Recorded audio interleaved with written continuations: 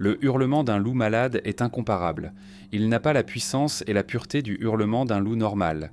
Il est rauque, intermittent, comme si la bête s'étouffait. C'est exactement le hurlement que j'ai entendu en cet automne frisqué de 2020 alors que je me promenais dans une partie éloignée de la réserve. J'étais alors loin de me douter que ce serait le début d'une série d'événements qui changeraient ma façon d'envisager le service dans la taïga. Je m'appelle Jack Harper. Enfant, comme beaucoup de garçons de Kemerovo, je passais tout mon temps libre dans les montagnes. Mon père, malgré sa profession d'ingénieur, m'emmenait souvent en randonnée dans l'Alatao de Kuznetsk. C'est peut-être pour cette raison qu'après l'école, je n'ai pas hésité à m'engager dans l'armée. Je voulais connaître le vrai travail d'un homme, les difficultés et les épreuves. Les tireurs en montagne sont devenus mon destin pendant 10 ans. D'abord le service obligatoire, puis un contrat. Exercice en montagne, opération spéciale, travail comme instructeur en montagne. Je suis tombé amoureux de cette vie, quand non seulement votre vie, mais aussi celle d'autres personnes dépendent de vos décisions et de vos actions. Les montagnes ne pardonnent pas les erreurs et vous apprennent à apprécier chaque instant. Après mon licenciement en 2015, j'ai essayé de vivre en ville. Je me suis marié. Mais quelque chose s'est brisé à l'intérieur. Après la relative liberté des montagnes, les boîtes en béton m'écrasaient, le bruit des voitures m'épuisait, la foule des gens m'agaçait. Ma femme n'a pas supporté ma métamorphose. Ils ont divorcé. Et moi, j'ai continué à chercher ma place. En avril 2017, le destin m'a jeté dans la réserve de biosphère de Sayan. Le cordon Medveji, au confluent des rivières Kandat et Taïgish, m'a accueilli sans ménagement, pluie avec neige et vent pénétrant. Mais lorsque je suis sorti pour la première fois pour faire le tour du site, quelque chose m'a fait vibrer. C'était comme si je rentrais à la maison. La taïga ne m'a pas accepté tout de suite. Elle a ses propres lois, contrairement aux règlements de l'armée. En montagne, l'essentiel est l'altitude et le relief. Et ici, tout est important. La direction du vent, la fraîcheur du sentier, le comportement des oiseaux, les nuances de silence. Raymond Cole, mon partenaire et mentor, disait souvent « Dans la taïga, il faut écouter plus que regarder. Cela vous indiquera où quelque chose ne va pas. » En 3 ans, j'avais appris à connaître ma région comme ma poche. Je connaissais chaque sentier, chaque ruisseau, chaque repère d'animaux. Une vieille boussole militaire et une carte avec des notes sont devenues le prolongement de ma main. Par mauvais temps, je pouvais marcher presque à l'aveuglette, m'orientant par simple sensation. Dans la réserve, j'ai trouvé ce qui me manquait en ville. Le silence qui guérit l'âme et le travail qui a un vrai sens. Il n'y a pas de gens au hasard ici. La taïga élimine rapidement ceux qui viennent pour le romantisme ou l'argent facile. Seuls restent ceux qui sont prêts à vivre sa vie, à obéir à son rythme. En 3 ans, mon service dans la réserve a mis mes forces à l'épreuve à 3 reprises. La première fois, c'était à l'automne 2020, lorsque j'ai entendu ce terrible hurlement de loup. Tout garde-chasse sait que si quelque chose ne va pas dans la taïga, les ennuis l'attendent. Et les ennuis sont arrivés, mais pas seuls. Au printemps 2021, une expédition scientifique a disparu sans laisser de traces. Et à l'automne 2023, j'ai fait une découverte qui me donne encore aujourd'hui la chair de poule. 3 histoires différentes, 3 épreuves, et chacune d'entre elles a laissé sa marque, non seulement dans le registre des incidents de la réserve, mais aussi dans ma mémoire.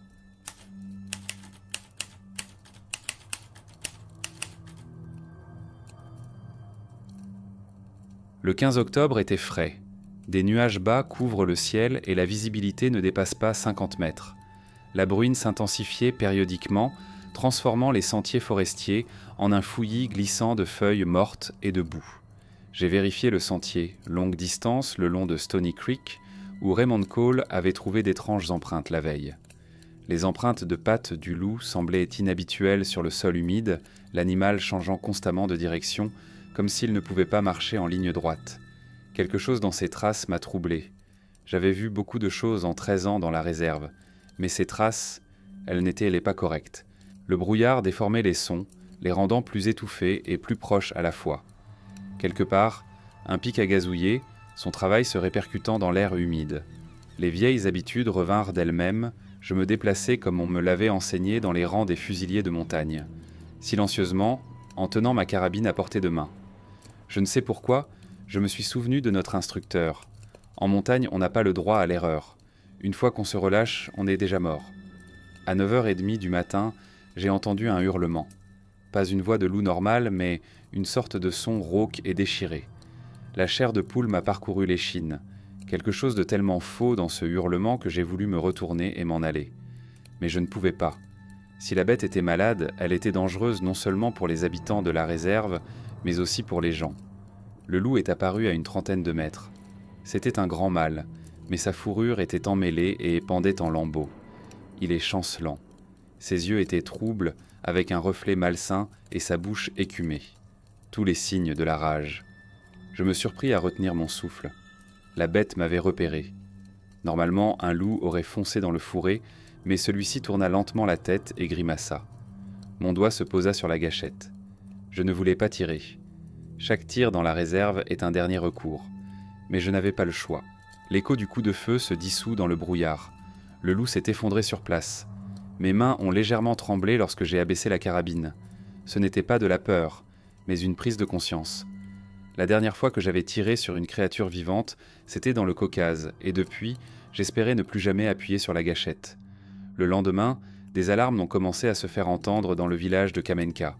Une famille de forestiers vivait dans le village, une femme et 2 enfants.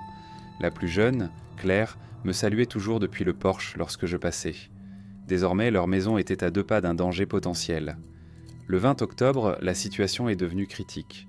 Nous trouvions de plus en plus de cadavres d'animaux dans un rayon de 3 km autour de Stony Creek.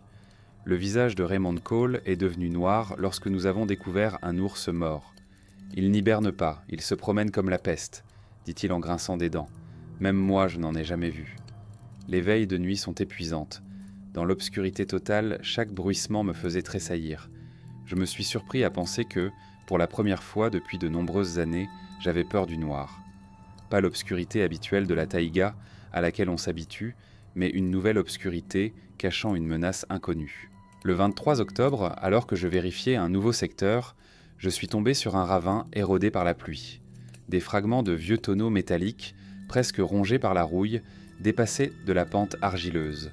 Une étrange odeur chimique flottait dans l'air. En grimpant plus haut sur la pente, parmi les jeunes trembles, j'ai trouvé les restes d'une fondation en béton. Raymond Cole, voyant les photos, jeta sa pipe dans un coin. C'était la première fois que je le voyais aussi en colère. « Je connais cet endroit », dit-il d'une voix tremblante de rage. « Il y avait un entrepôt de produits chimiques ici, dans les années 80. Ils ont dit qu'ils avaient tout enlevé. Des salopes qui mentent. Ils l'ont enterré et oublié et maintenant ça ressort. » Le lendemain matin, le premier groupe de spécialistes de Krasnoïarsk est arrivé, des chimistes analytiques en combinaison de protection. Ils ont méthodiquement prélevé des échantillons, du sol à différentes profondeurs, de l'eau du ravin, des échantillons de végétation. Dans la soirée, les tests préliminaires ont confirmé les pires craintes. Les échantillons contenaient les neurotoxines les plus puissantes. Les chimistes ont expliqué que ces substances s'étaient accumulées dans le sol pendant des décennies et que les pluies d'automne et les glissements de terrain les avaient entraînés dans les eaux souterraines. Les animaux qui ont bu cette eau ont subi des lésions du système nerveux. 2 jours plus tard, une opération de grande envergure visant à éliminer la décharge chimique a été lancée. 2 équipes du ministère des Situations d'urgence, dotées d'équipements spéciaux, d'écologistes et de géologues sont arrivées sur le site. La zone a été bouclée, des panneaux d'avertissement ont été installés, une bâche a été installée au-dessus du ravin pour le protéger de la pluie qui pourrait transporter des substances toxiques. Les travaux ont été effectués 24 heures sur 24, en 3 équipes. Des spécialistes de la protection chimique ont foré des puits de surveillance pour déterminer les limites de la contamination. Les excavateurs ont enlevé le sol, couche par couche, chaque godet étant contrôlé par des dosimétristes. Les restes de barils extraits ont été emballés dans des conteneurs spéciaux. La terre, imbibée de produits chimiques, a été chargée dans des véhicules hermétiques pour être transportée vers la décharge pour déchets dangereux. À la fin de la première semaine de travail, il était clair que la contamination avait pénétré plus profondément qu'on ne le pensait. Les géologues ont découvert une faille dans le socle rocheux, par laquelle les substances toxiques pouvaient s'infiltrer dans l'aquifère. Un système d'interception des eaux souterraines a dû être installé immédiatement. Raymond Cole n'a jamais quitté les ouvriers. Il se souvient de l'emplacement de chaque structure de l'ancien entrepôt et indique les endroits où des sépultures non comptabilisées ont pu être laissées. « Je ne permettrai pas une deuxième fois », répète-t-il en vérifiant chaque mètre cube de terre enlevé. « Nous en avons assez de cette première fois. » Au cours de la 2e semaine de travail, ils ont commencé à renforcer la pente. Ils ont d'abord posé une membrane d'étanchéité spéciale, puis une couche de natte de bentonite qui ne laisse pas passer l'eau. De la terre propre a été versée par-dessus. Des capteurs ont été installés dans les puits de contrôle afin de surveiller en permanence la composition de la nappe phréatique. À la fin du mois de novembre, la nature a commencé à revenir à la normale. Les cerfs sont retournés à leur place habituelle, les élans ont brouté le long du ruisseau et les corbeaux ont volé jusqu'au cordon pour y trouver des friandises. Mais depuis lors, je vérifie soigneusement tous les vieux bâtiments et les endroits suspects lors de mes tournées. Dans la taïga, on peut encore trouver des traces de l'insouciance humaine qui, un jour, se réveilleront et se rappelleront à notre bon souvenir.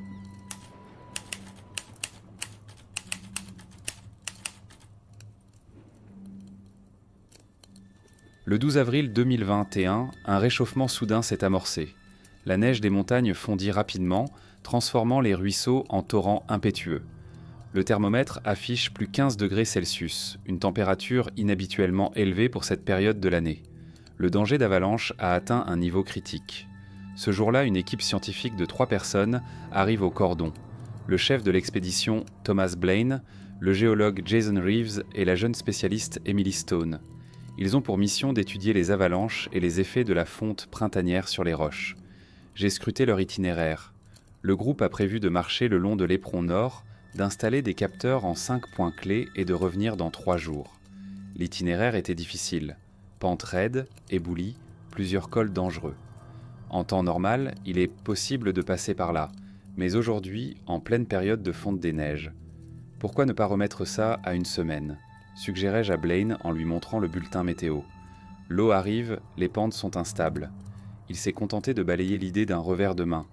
Nous avons une subvention, nous avons un délai à respecter, et ce n'est pas la première fois que nous sommes en montagne. Nous nous débrouillerons. Le groupe a tenu sa première séance de communication dans la soirée du même jour. Ils annoncent qu'ils ont établi un camp au pied du premier col et installé 2 capteurs. Tout se passe comme prévu. La prochaine session est prévue pour 19h le 13 avril. Mais à l'heure prévue, la radio est restée muette. J'ai essayé de contacter le groupe toutes les demi-heures, en vain. À la tombée de la nuit, il pleut, ce qui intensifie la fonte de la neige. Le 14 au matin, n'ayant pas reçu de réponse, j'ai donné l'alerte. 2 groupes sont partis à la recherche. Le premier était dirigé par moi, le second par Raymond Cole. Nous avons été rejoints par 2 sauveteurs de l'Emercom et un chasseur local expérimenté, Bennett Ray, qui connaissait tous les sentiers de ces montagnes.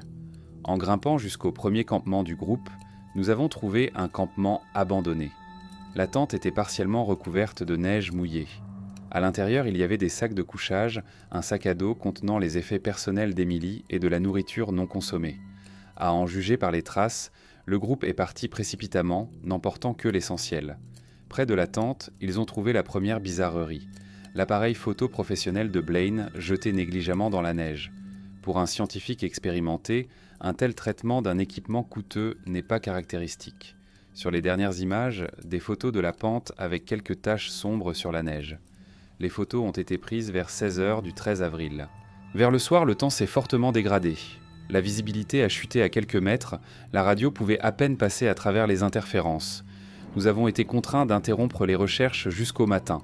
Pendant la nuit, la température est tombée à 0, la neige mouillée s'est transformée en une croûte glacée. Le 15 avril, à 11h20, le sauveteur Logan Scott aperçoit un point lumineux sur la pente. Un gilet de sauvetage orange. C'est là que nous avons trouvé Jason Reeves. Il était vivant, mais souffrait de graves gelures et était à moitié inconscient. Il a été évacué d'urgence par hélicoptère vers un hôpital régional. À l'hôpital, Jason Reeves a raconté une histoire confuse. Selon lui, dans l'après-midi du 13, ils ont trouvé sur le versant les traces d'un énorme glissement de terrain qui s'est produit récemment. Blaine insiste pour examiner l'endroit de plus près. Pendant qu'ils explorent, le temps commence à se dégrader rapidement. Nous descendions les boulisses lorsque nous avons entendu un grondement, raconte Reeves. Il neigeait d'en haut, beaucoup de neige. Thomas Blaine a crié pour diviser Up. Je me souviens du reste par bribes. Je crois qu'on m'a traîné sur la pente. Je me suis réveillé dans le noir, seul. Je criais, j'essayais de marcher, mais j'ai vite été épuisé. Son témoignage a laissé les sauveteurs perplexes. Selon la station météorologique, aucune avalanche n'a été enregistrée ce jour-là. Les traces de pas relevées sur le site de l'accident indiquent autre chose. Il semble que le groupe se soit séparé avant que les conditions météorologiques ne se détériorent. Le 16 avril à 15h40, les chiens de recherche ont retrouvé la piste. Dans une petite clairière à 3 km du premier camp, nous avons trouvé Emily Stone. Elle était allongée dans un ravin peu profond, protégée du vent par un auvent rocheux. Sa jambe est blessée, mais elle est encore consciente. Sa version des faits diffère de celle de Reeves. Selon Emily, il n'y a pas eu d'avalanche. Le groupe a trouvé des preuves d'un glissement de terrain récent, mais il s'est produit quelques jours avant leur arrivée. Blaine s'intéresse à d'étranges formations géologiques sur la roche exposée.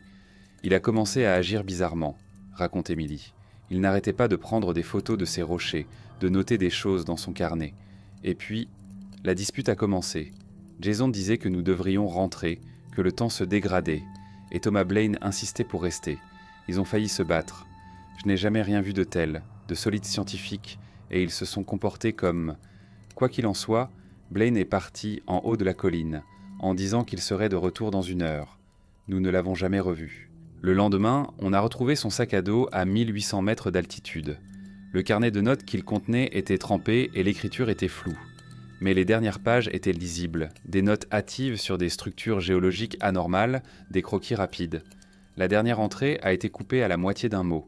Pendant 3 jours encore, nous avons parcouru les pentes, descendu dans les crevasses, examiné la moindre trace suspecte.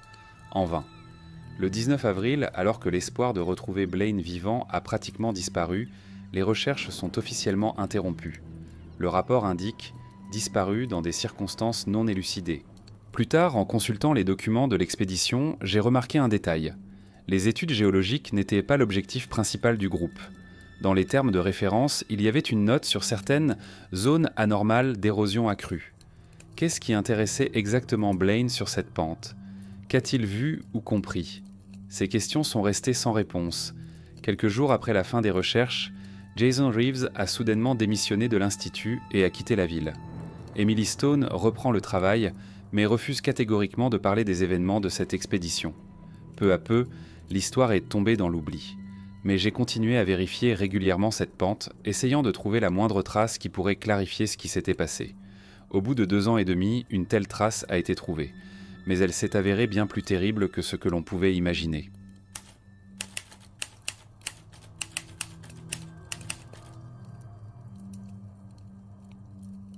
Le 3 octobre 2023, le temps était nuageux mais chaud pour cette période de l'année. Une pluie fine tombait depuis le matin et le brouillard s'accumulait dans les creux. J'effectuais une tournée d'automne programmée dans le secteur nord de la réserve afin de vérifier que les animaux étaient prêts pour l'hiver. L'itinéraire n'était pas loin du même versant où Thomas Blaine avait disparu il y a 2 ans et demi. Les inondations et les éboulements du printemps ont considérablement modifié le terrain. Là où il y avait un éboulis relativement doux, il y avait maintenant une pente rocheuse abrupte. À 9 h du matin, j'ai remarqué les traces fraîches d'un gros ours. L'animal était manifestement nerveux. Il marchait de manière irrégulière, s'arrêtait souvent et tournait en rond sur place. Un tel comportement est inhabituel à cette époque de l'année. Les ours devraient déjà être en train de se préparer à l'hibernation en prenant le dernier poids sur les zones de baie. Le sentier m'a conduit à un tas de pierres au pied de la pente. Un petit glissement de terrain s'était déjà produit à cet endroit, formant une sorte de grotte naturelle.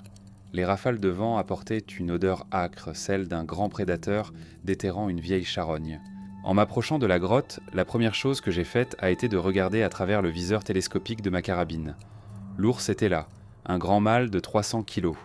Il creusait méthodiquement quelque chose entre les rochers, brisant de temps en temps des morceaux et s'éloignant. Soudain, le vent a changé de direction. L'ours a immédiatement réagi à mon odeur. Il a levé la tête et reniflé. Pendant quelques secondes, nous nous sommes regardés. Puis l'animal s'est levé tranquillement et a disparu dans un bosquet de jeunes trembles. Son comportement n'avait rien d'agressif ou de craintif. Il ne voulait tout simplement pas se frotter à un homme. Ce que j'ai vu dans la grotte m'a glacé le sang. Entre les pierres, je pouvais voir des ossements humains. Des lambeaux de vêtements et des fragments de matériel d'escalade gisaient à proximité. Dans un portefeuille en cuir, presque intact, se trouvaient des documents au nom de Thomas Blaine. Après avoir soigneusement noté l'emplacement de la découverte et pris les photos nécessaires, j'ai contacté le cordon et demandé une équipe d'enquêteurs. L'hélicoptère transportant les experts est arrivé quelques heures plus tard. L'équipe d'enquêteurs a travaillé jusqu'à la nuit tombée. L'expert criminaliste, un jeune homme méticuleux, a accordé une attention particulière au contenu des poches de la veste du défunt. Il a notamment trouvé une trousse à crayons en plastique scellée. À l'intérieur se trouvaient 3 cartes flash et des feuilles pliées d'un journal de terrain. Les entrées du journal ont particulièrement intéressé les enquêteurs. L'écriture a sensiblement changé, passant d'une écriture soignée et scientifique au début à une écriture hâtive et presque illisible à la fin. Les dernières pages contenaient des notes fragmentaires. La structure ne tient pas. Reeves n'écoute pas. Il faut revérifier. Ils ne comprendront pas la signification. Un marteau de géologue professionnel portant des traces d'utilisation récentes, retrouvées parmi les affaires, suggère que Blaine travaillait activement avant sa mort. Des particules de roche non typiques de ce versant ont été retrouvées sur les vêtements et le matériel. L'enquêteur Daniel Brooks, arrivé de Krasnoïarsk, a immédiatement attiré l'attention sur les contradictions dans les anciens témoignages. Reeves a affirmé que le groupe avait été frappé par une avalanche, alors que les données météorologiques ne le confirment pas. Stone parle d'une querelle, mais reste muet sur ses causes. Et les notes de Blaine montrent qu'il a trouvé quelque chose de si important qu'il était seul sur la pente. Le deuxième jour des recherches, la police scientifique a fait une découverte importante. La grotte où les restes ont été trouvés était auparavant une profonde crevasse. Les crues printanières et les éboulements l'ont progressivement comblée, modifiant le terrain. Cela signifie que Blaine ne cherchait pas seulement à s'abriter des intempéries, mais qu'il explorait la crevasse dans un but précis. La consultation des cartes flash a permis de poser d'autres questions. 2 d'entre elles contenaient le matériel scientifique habituel, photographies de roches, données d'instruments, mesures. La 3e a été délibérément endommagée. Quelqu'un a essayé de détruire les informations qu'elle contenait. Interrogé à nouveau, Jason Reeves, aujourd'hui consultant pour une société minière à Norilsk, a fini par dire la vérité. Le groupe avait en effet découvert une anomalie géologique inhabituelle, susceptible d'avoir une valeur commerciale. Blaine insiste pour que les recherches se poursuivent, tandis que Reeves suggère de contacter immédiatement l'Institut. C'était comme s'il était obsédé, admet Reeves. Il n'arrêtait pas de dire que nous ne réalisions pas l'ampleur de la découverte, et le temps se dégradait rapidement. J'ai décidé de partir, Emily est venue avec moi. Blaine est resté en arrière, il a dit qu'il rattraperait le temps perdu. Je pensais qu'il était juste têtu. Mais il avait trouvé quelque chose de si important qu'il donnerait sa vie pour cela. Selon le rapport officiel, la cause de la mort est l'hypothermie due à des conditions météorologiques défavorables. Mais des questions restent sans réponse. Pourquoi le scientifique expérimenté n'a-t-il pas essayé de descendre au camp de base? Qu'a-t-il découvert dans la crevasse? Et quelles données étaient stockées sur la carte flash endommagée?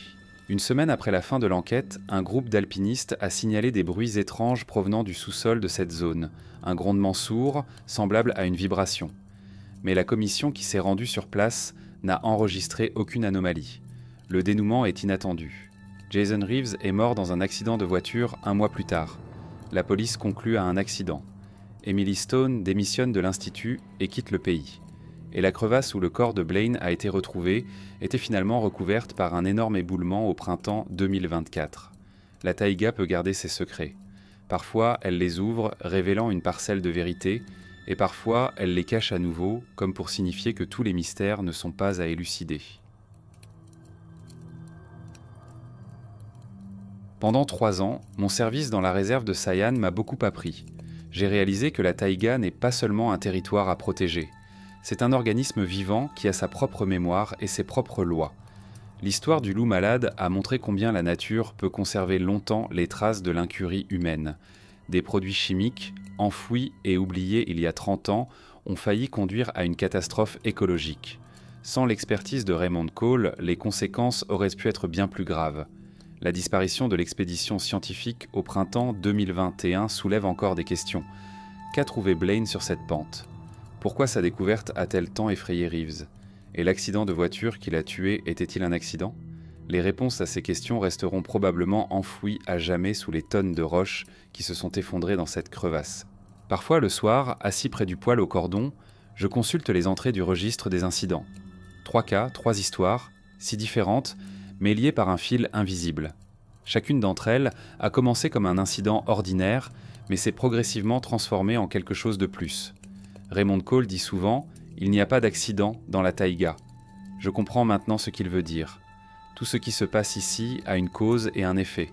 C'est juste que parfois, Le lien entre les deux ne devient évident que des années plus tard. Je suis toujours en service au cordon de Medveji. Chaque jour, je vais sur la route, je vérifie mon site, je fais des observations. Mais je sais maintenant qu'il existe d'autres menaces que les braconniers et les incendies de forêt. Des menaces moins visibles, mais parfois plus dangereuses. Et ma tâche n'est pas seulement de protéger la réserve contre les gens, mais aussi de protéger les gens contre les secrets que cette ancienne forêt garde. Et la taïga, elle vit encore sa propre vie.